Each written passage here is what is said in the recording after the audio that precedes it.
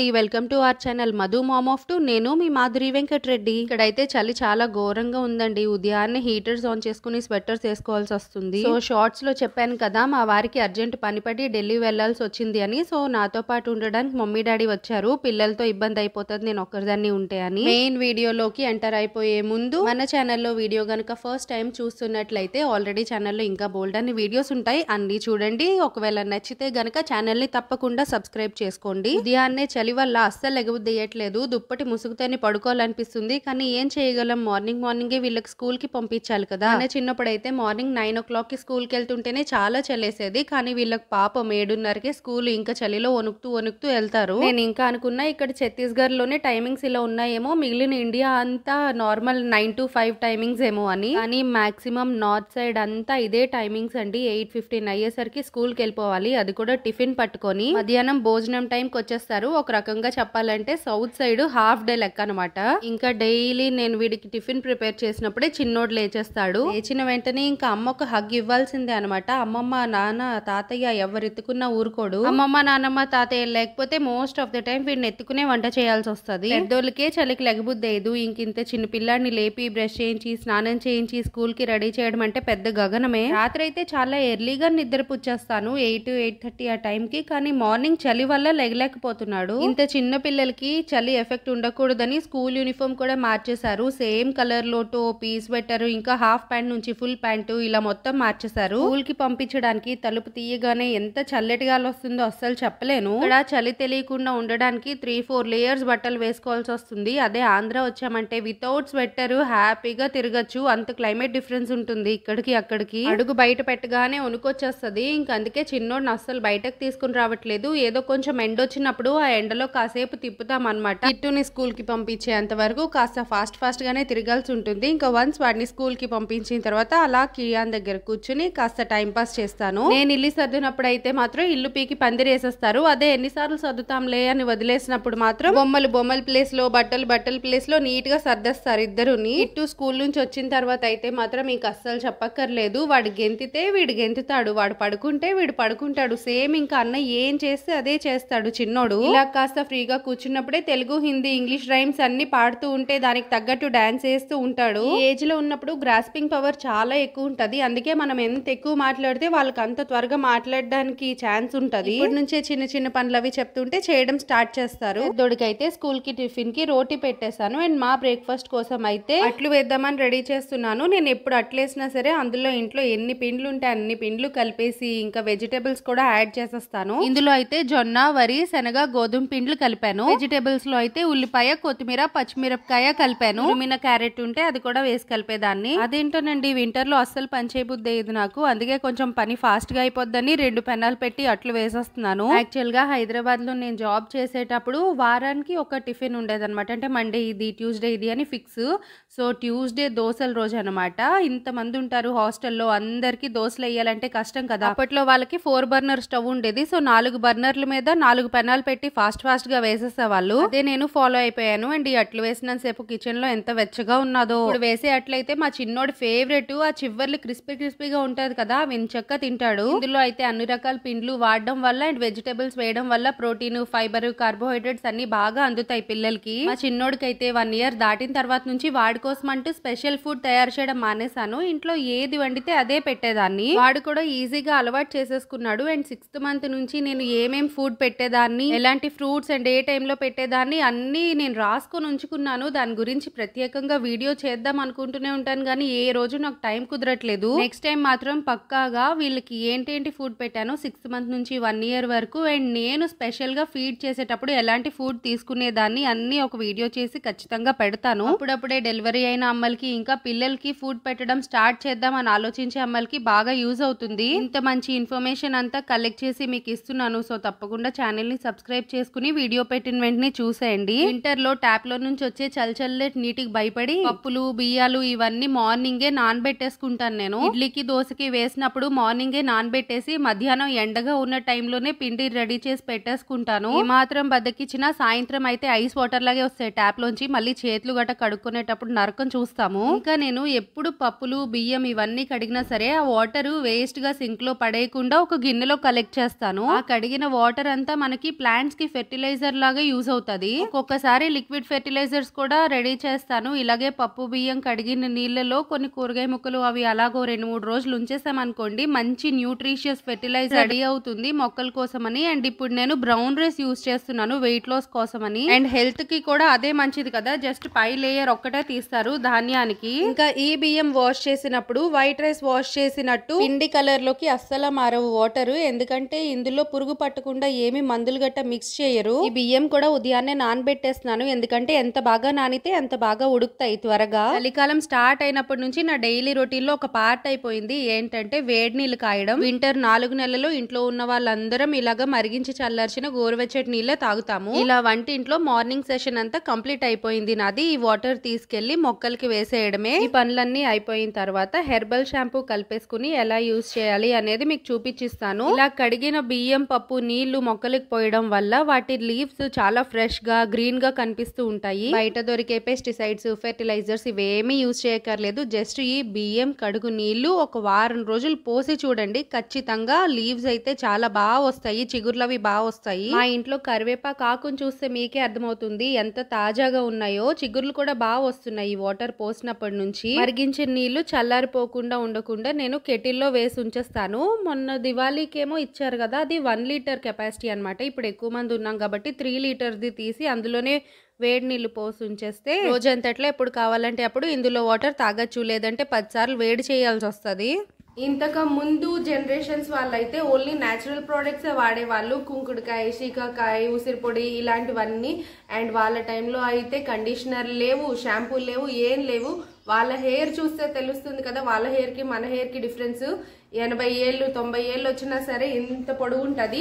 ఇంకా నా విషయానికి వస్తే ఇప్పుడు డెలివరీ తర్వాత ఊడుతుంది తప్ప మామూలు హెయిర్ ఫాల్ అయితే కాదు, అది కొన్ని రోజుల్లోనే సెట్ అయిపోతుంది. సో మా మమ్మీ వాళ్ళు ఊరు నుంచి వచ్చేటప్పుడు నా కోసమని ఈ పౌడర్స్ అన్ని తీసుకొని వచ్చారు, హెర్బల్ షాంపూకి రెడీ చేయాల్సినవి. ఇదైతే కుంకుడుకాయ పొడి, సోప్ నట్టు, సో ఆ పౌడర్ ప్యాకెట్ తీసుకొని వచ్చారు. అండ్ మెంతులు అనేది మనం బాడీలోకి తీసుకున్నా మంచిదే. అండ్ పైన ఇలా అప్లై చేసినా కూడా స్మూత్నెస్ ఇస్తుంది హెయిర్ కి.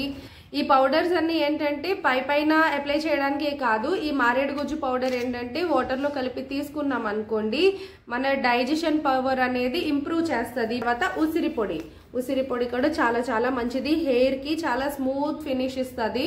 And last but not least shikakai పొడి, పూర్వం రోజుల్లో కండిషనర్ అనమాట. అంటే షాంపూ కుంకుడుకాయ అయితే కండిషనర్ శీకాకాయ పొడి. కొంతమందికి మాడు అంటారు కదా, ఇది అది చాలా వేడిగా ఉంటది కదా, సో ఈ పౌడర్ తో హెడ్ బాత్ చేయడం వల్ల కొంచెం కూలింగ్ ఎఫెక్ట్ అనేది ఉంటది అనమాట ఇక్కడ ఈ ప్లేస్ లో. సో మొత్తం పౌడర్స్ అయితే ఇవి. ఇప్పుడు ఇవన్నీ ఎలా యూజ్ చేయాలి అనేది నేను మీకు డెమోన్స్ట్రేట్ చేసి చూపిస్తాను. మీరు గనక ఈ పౌడర్స్ ఇంట్లో తయారు చేసుకున్నట్లయితే మొత్తం అన్ని ఫుల్ గా ఎండబెట్టేయాలి. ఎండబెట్టిన తర్వాత తేమ కూడా లేకుండా ఉంచేసాక మిల్లు ఆడించేసుకోవాలి. నేనైతే పౌడర్స్ యూజ్ చేస్తున్నాను. అండ్ కలిపేటప్పుడు అయితే మాత్రం ఫ్యాన్ లేకుండా చూసుకోండి, ఎందుకంటే ఫుల్ గా ఎగిరిపోతాయి పౌడర్స్ కదా. కొంతమందికి ఎలర్జీ గట్ట ఉంటుంది, ముక్కులోకి వెళ్ళాయంటే ఇంకా వచ్చే తుమ్ముల్ని మనం ఆపలేము. స్కాల్ప్ కి ఇంకా హెయిర్ కి ఫుల్ గా పట్టించాలి. అందుకనే నా హెయిర్ లెంత్ బట్టి అన్ని 2 స్పూన్స్ తీసుకుంటే సరిపోతుంది. ఎవరి హెయిర్ లెంత్ బట్టి వాళ్ళు తీసుకుంటే మంచిది. ఇప్పుడు ప్రెసెంట్ అందరికి షార్ట్ హెయిర్స్ కాబట్టి షార్ట్ హెయిర్ వాళ్ళు అన్ని ఒక్కొక్క స్పూన్ తీసుకుంటే సరిపోతుంది. నాది కొంచెం లాంగ్ హెయిర్ కాబట్టి కాస్త ఎక్కువ తీసుకుంటున్నాను. ఇవన్నీ కావాలంటే ఒక డబ్బాలోని కూడా వేసేసుకుని ముందే కలుపుకొని పెట్టుకుంటే ప్రీ మిక్స్ లాగా బాగానే ఉంటుంది. కాకపోతే ఉండలు కట్టేస్తే వీలైనంత త్వరగా చేసుకోవాలి. ఇలా వేరువేరుగా చేస్తే మనం ఇంకా వంటల్లోకి దేనికన్నా యూజ్ చేయాలి అన్నా కూడా యూజ్ చేయొచ్చని నేను కొంచెం చేస్తాను. ఇప్పుడైతే ఇది శుభ్రంగా కలిపేయాలి. ఇందులో అయితే పెరుగు కూడా యాడ్ చేశాను, ఎందుకంటే అది కూడా కొంచెం కండిషనర్ లా యూజ్ అవుతుంది. అండ్ డాండ్రఫ్ ఏ ఉన్నా సరే పోతాయి. ఇన్ కేస్ ఈ పౌడర్స్ అన్ని అయిపోయాయి తెచ్చుకోవడానికి అవ్వలేదు అన్నప్పుడల్లా ఈ కర్డే కొంచెం ప్యాక్ లా వేసేసుకుని, ముఖ్యంగా వింటర్ లో డాండ్రఫ్ అది వస్తుంది కదా, సో అలా చేసేసుకుని ఒక 5 మినిట్స్ ఉంచి హెడ్ బాత్ చేసేస్తాను. ఇప్పుడు ఇదైతే ఫుల్ గా కలిపేసుకోవాలి, ఉండలు లేకుండా చక్కగా కలిపేసుకోవాలి. ఇప్పుడు ప్రీమిక్స్ చేసి పెట్టుకున్న దగ్గర నాకు ఈ ప్రాబ్లం వచ్చేది, ఉండలు కట్టేసేవి, స్మూత్ గా వచ్చేది కాదు. మళ్ళీ చేయి పెట్టి శుభ్రంగా కలపాల్సి వచ్చేది. వీలైనంత వరకు వేడి నీళ్ళే యూజ్ చేసి కలుపుతాను, ఎందుకంటే అందులో ఉన్నవన్నీ బాగా కలుస్తాయని. సో ఇది ఇప్పుడు ఇలాగా కలిపేసుకుని ఒక 5 మినిట్స్ ఉంచితే ఇంకొంచెం ఉబ్బుతుంది అనమాట. ఉబ్బిన తర్వాత మళ్ళీ ఇంకొంచెం వాటర్ కావాలి అంటే వేసుకుని హెయిర్కి అప్లై చేసుకోవాలి.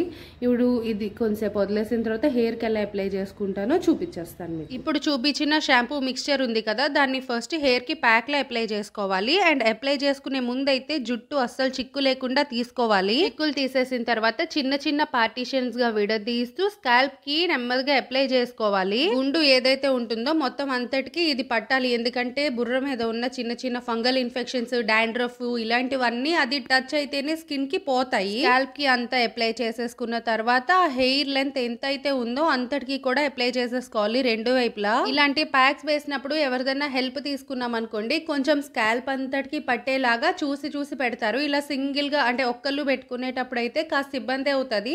కాస్త ఎక్స్పీరియన్స్ ఉంటే మొత్తం అంతా అయ్యేలా పెట్టేసుకోవచ్చు. హెయిర్ అంతటికి ఒకేసారి పెట్టడం కష్టం కాబట్టి 2 పార్టీషన్స్ లా తీసాను. ఒక్కసారి పార్టీషన్ అయిపోయిన తర్వాత అది చక్కగా ముడి వేసేసుకోవాలి. చిక్కు తీసిన తర్వాత ఈ ప్యాక్ అంతా హెయిర్ కి పెట్టేటప్పుడు కొంచెం హెయిర్ ఊడుతుంది, కాస్త వీక్ గా ఉన్నది, అది చూసేం భయపడిపోక్కర్లేదు. ఇవన్నీ న్యాచురల్ గా దొరికేవే కాబట్టి ఎలాంటి కల్తీలు ఉండవు. అండ్ సైడ్ ఎఫెక్ట్స్ కూడా చాలా చాలా తక్కువ. ఇన్ కేస్ స్కిన్ అలర్జీస్ అలాంటివి ఏమన్నా చిన్నప్పటి నుంచి పడకపోతే ఒకసారి చెక్ చేసుకోవాలి తప్ప, లేదంటే నో సైడ్ ఎఫెక్ట్స్ అసలు ఈ హెర్బల్ షాంపూకి. మొత్తం ప్యాక్ అంతా పెట్టేసిన తర్వాత కనీసం 20 మినిట్స్ అన్నా ఉంచి వాటర్ తో వాష్ చేసేసుకోవడమే hair. In case extra mixture ఏమన్నా మిగిలిపోతే హెడ్ బాత్ చేసే టైంలో అది కూడా హెయిర్ కి అప్లై చేసేసి హెయిర్ వాష్ చేసేసుకోవచ్చు. అండ్ ఎక్స్ట్రా షాంపూ ఏమీ యూజ్ చేయక్కర్లేదు. హెయిర్ వాష్ చేసేసిన తర్వాత ముడి పెట్టి తడితో అలా ఉంచేయకుండా ఇలా పొడి పొడిగా ఆరబెట్టుకుంటేనే మంచిది. అండ్ ఈ షాంపూ యూజ్ చేయడం వల్ల చాలా మంచి స్మెల్ వస్తుంది హెయిర్ కి. చిన్నప్పుడైతే ఇలా హెడ్ బాత్ అయిన వెంటనే మా మమ్మీ సాంబ్రాణి పొగ కూడా వేసేవాళ్ళు. హెయిర్ అయితే ప్రస్తుతానికి చిక్కులు పడకుండానే ఉన్నది. అదైతే ఫ్రిజీ హెయిర్ అన్నమాట. సో చిక్కులు పడకుండా లివోన్ అవన్నీ యూజ్ చేసేదాన్ని. ఇప్పుడైతే హెయిర్ కూడా కొంచెం ఫ్రెష్ గా జీవకాలు వచ్చినట్టు అనిపిస్తుంది అనమాట. అందుకని ఈ వారానికి లివోన్ ఆపేసి చూద్దాం అనుకుంటున్నాను. ఇంకా బయట నుంచి లోపలికి వచ్చి చూసేసరికి మా వాడు స్కూల్ నుంచి వచ్చేసి ఫ్రెష్ అయిపోయి బెలూన్ ఊదుతున్నాడు. చక్కగా బెలూన్ ఫుల్ గా బ్లో చేసేసి వదిలేస్తున్నాడు అనమాట. సో గాల్లో అది ఎగురుతూ ఉన్నప్పుడు చిన్నోడు పెద్దోడు ఇద్దరు దాన్ని చూసి తెగ సంబరపడిపోతున్నారు. యాక్చువల్ గా కరోనా అప్పుడు ఏం తెలిసిందంటే ఇలా బెలూన్ ఊదడం వల్ల లంగ్స్ కి గట్ట ఫుల్ ఎక్సర్సైజ్ అని. కరోనా వచ్చినప్పుడు అయితే ఎండలో నుంచి బోల్డ్ అని బెలూన్స్ ఊదేవాళ్ళం. ఈయన ఢిల్లీ వెళ్లే ముందు నాకు చెప్పకుండా 3 శారీస్ ఆర్డర్ పెట్టారు. జనరల్ గా శారీస్ పెద్దగా కట్టే అలవాటు లేదు నాకు. కాకపోతే ఎక్కడికన్నా బయటకు వెళ్ళినప్పుడు అవే మెటర్నిటీ డ్రెస్సెస్ వేసుకోవాల్సి వస్తుందని, శారీ అయినా కూడా కొంచెం కంఫర్టబుల్ గా పాలు గట్ట ఇవ్వడానికి ఉంటదని ఈ మధ్య అయ్యే చూస్తున్నాను. ఎలాగో చూస్తున్నాను కదా అని ఈయనకి నచ్చిన 3 శారీస్ ఆర్డర్ పెట్టేశారు. నాకైతే ఈ మూడిట్లో 2 నచ్చాయి. మీకేం నచ్చిందో కామెంట్ చేసి చెప్పండి నాకు. ముందు చూపించిన పింక్ శారీ అండ్ ఈ గ్రీన్ కలర్ శారీ మెటీరియల్ 2 ఒకలాగే ఉన్నాయి. ఇది 3rd శారీ అన్నమాట. టాజిల్స్ వచ్చాయి ఓన్లీ పైట పార్టీకి మాత్రమే. చూడడానికి క్యాజువల్ డైలీ వేర్ లా అనిపిస్తుంది శారీ, కానీ క్లాత్ మాత్రం ముట్టుకుంటే చాలా చాలా సాఫ్ట్ గా ఉన్నది. నాకైతే బెంగాలీ వాళ్ళు కట్టుకుంటారు కదా దసరా అప్పుడు, ఆ శారీలా అనిపించింది చూడ్డానికి. కాకపోతే శారీ వచ్చేసి కొంచెం చిన్నదన్నమాట. ఇన్ కేస్ జాకెట్ కని ఇచ్చిన ముక్క మాత్రం తీసేస్తే చిన్నదైపోతుంది. 3 శారీస్ బానే ఉన్నాయి కానీ నాకు ఫస్ట్ చూపించిన పింక్ ది అంత ఎక్కలేదు. ఆ గ్రీన్ కలర్ ది అండ్ ఇది అయితే బాగా అనిపించింది. ఇవన్నీ ఫ్లిప్కార్ట్ లో ఆర్డర్ చేసిన శారీసే. ఇన్ కేస్ ఎవరైనా కొనుక్కోవాలంటే అస్సలు ఆలోచించకండి, క్వాలిటీ అయితే చాలా బాగున్నాయి, రీజనబుల్ రేట్ లోనే ఉన్నాయి. అండ్ ఇవన్నీ చూసేసరికి నా హెయిర్ కూడా ఆరిపోయింది. జుట్టు ఆరిన తర్వాత చూస్తే అసలు ఇంత చిక్కు కూడా పడలేదు, చాలా సాఫ్ట్ అండ్ స్మూత్ గా ఉన్నది. స్కాల్ప్ కి సంబంధించిన ప్రాబ్లమ్స్ ఏమున్నా సరే ఇలాంటివి 2-3 సార్లు యూజ్ చేసేసరికి మొత్తం తగ్గిపోతుంది. కాకపోతే బయట షాంపూతో కంపేర్ చేసుకుంటే కాస్త కాస్ట్ పడుతుంది అండ్ శ్రమ కూడా ఎక్కువ ఉంటది. హెయిర్ ఫాల్ స్టాప్ చేయడానికి, హెయిర్ గ్రోత్ కి చాలా చాలా యూజ్ అవుతుంది. చూసారా అసలు చిక్కు కూడా పడట్లేదు. నేనైతే చిన్నవాళ్ళ నుంచి పెద్దవాళ్ళ వరకు అందరినీ దీన్ని యూజ్ చేయమని సజెస్ట్ చేస్తాను. ఒక్కసారి యూజ్ చేస్తే దీని ఎఫెక్ట్ మీకే తెలుస్తుంది. సో తప్పకుండా ట్రై చేయండి. అమ్మ నాన్న అయితే 3 days కని వచ్చారు. సో వాళ్ళు ఉండగానే చిన్న చిన్న పనులన్నీ చేసేసుకుంటున్నాను. ఇంకా మమ్మీ వాళ్ళు వెళ్ళిన తర్వాత ఎలాగా పండగ హడావిడి అవన్నీ స్టార్ట్ అయిపోతాయి కదా. ఇల్లు డీప్ క్లీన్ అయితే స్టార్ట్ చేసేసాను. ఫస్ట్ అయితే మొత్తం బట్టల కబోర్డ్స్ అన్ని సర్దేస్తున్నాను. ఇంకా పిల్లలు ఏంటంటే అస్తమాటికి చెక్ చేసుకుంటూ ఉండాలి కదా ఎవ్రీ మంత్. పొట్టిగా అయిపోయిన బట్టలు, టైట్ గా అయిపోయిన బట్టలు అన్ని పక్కన తీసి పెట్టేస్తే వేరే ఇంకెవరన్నా నీడీ పీపుల్ కి ఇవ్వచ్చు. అన్ని పండుగలకి తెలియదు కానీ భోగి పండుగ గురించి అయితే బాగా తెలుసు నాకు. ఇంట్లో ఉన్న పాత వస్తువులు, ఇంట్లో ఉన్న పాత బట్టలు అన్ని మన దగ్గర పనిచేసే వాళ్ళకి లేదా వాటి అవసరం ఎవరికి ఉందో వాళ్ళకి గట్టా ఇచ్చేస్తారు కదా. ఇల్లు క్లీన్ చేసుకుంటారు అండ్ ఆ క్లీన్ చేసిన వస్తువులు కూడా వేరే వాళ్ళకి యూజ్ అయ్యేలా చేసేస్తారు. ఇల్లు డీప్ క్లీన్ అయితే స్టార్ట్ చేసి చేసేసాను అని చెప్పాను కదా. సో మొత్తం క్లీనింగ్ అంతా అయిపోయిన తర్వాత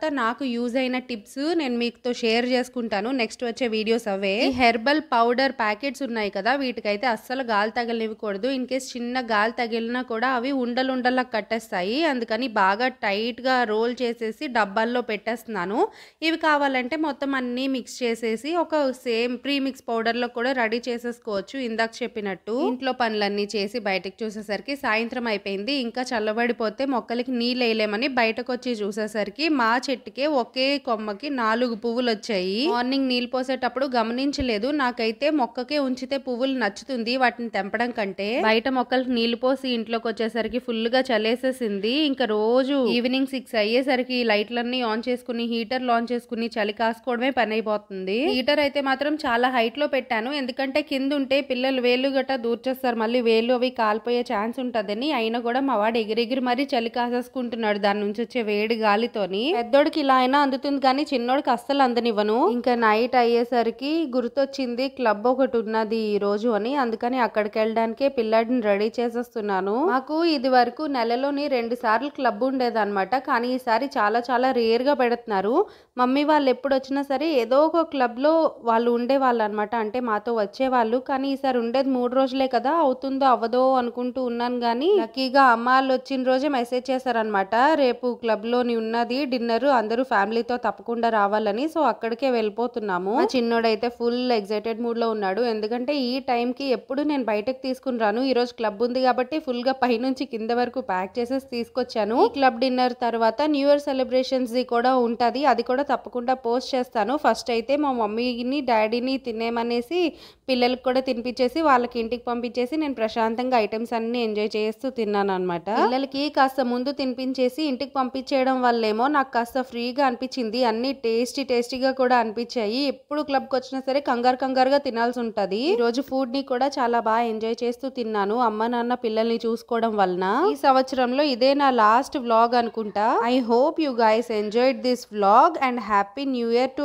everyone. Thank you for watching the video. Bye bye.